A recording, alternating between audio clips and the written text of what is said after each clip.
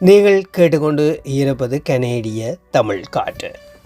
எதவான் காற்றிலே அடுத்து காதிலே ஒலிக்கப் போவது ஒரு கவி. இந்த கவிதையை எழுதியவர் தமிழ்நாட்டிலிருந்து கவிதாயினி ஜெயந்தி அருண் அவர்கள். அவர்களுக்கு நன்றிகளை சொல்லிக்கொண்டு கவிக்குள் செல்கின்றேன். கவிதை காதல் காதல் இல்லையில் சாதல். எந்த கவிஞரும் எழுத முடியாத கவிதை, எந்த ஓவியனாலும் வரைய முடியாத அழகோவியம். இது இதயங்களின் மொழி.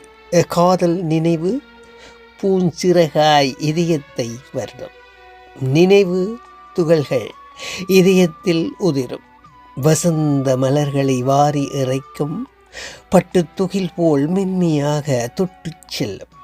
காணாவிட்டில் விழி நீர் முத்துக்கள் உதிரும்.